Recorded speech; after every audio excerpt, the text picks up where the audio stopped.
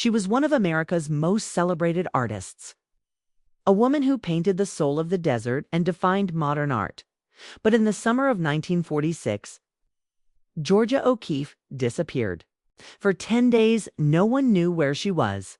No police reports. No headlines. Just silence. And when she finally returned, she refused to explain to understand why no one reported her missing. You have to understand who Georgia O'Keeffe really was. By the mid-1940s, she wasn't just an artist, she was a symbol of independence. Fierce, private, and uncompromising. O'Keeffe had built her career on doing things her way. Her haunting paintings of flowers, bones, and desert landscapes made her an icon of American modernism.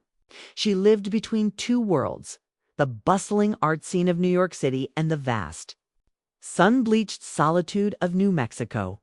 But beneath her composed exterior, her life was unraveling. In early 1946, tragedy struck. Alfred Stieglitz, the photographer, art dealer, and husband, who had both discovered and defined her, died suddenly from a stroke. Their relationship had been complicated, passionate, volatile, and at times deeply painful. Stieglitz had shaped her career, but he had also betrayed her trust more than once. His death left her hollow, adrift between grief and liberation. After the funeral, O'Keeffe was seen quietly leaving New York. She told a few friends she needed time to think. Then, she vanished. For the next 10 days, no one heard from her. No letters. No phone calls. Nothing. In most cases, a disappearance like that would have caused panic. But O'Keeffe wasn't most people. Those who knew her understood her solitude. They didn't worry because vanishing was something she'd done before. Not physically, but emotionally. When life overwhelmed her, she withdrew completely into silence, into landscapes, into herself, so no one reported her missing. No one dared to intrude. Later, biographers pieced together fragments of what might have happened during those lost days. Some say she retreated to a remote part of New Mexico, a place she called the Faraway.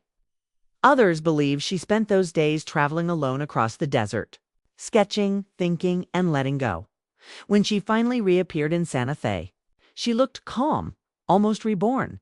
She never spoke publicly about where she'd gone, and when asked, she simply said, "I needed the quiet."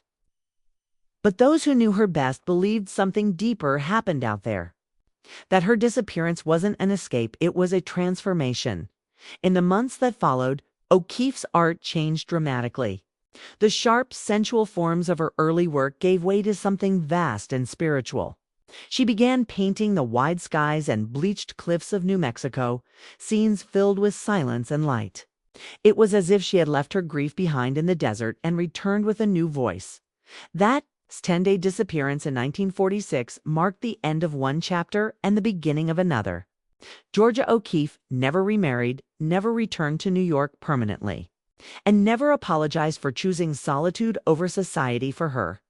Silence wasn't absence, it was creation.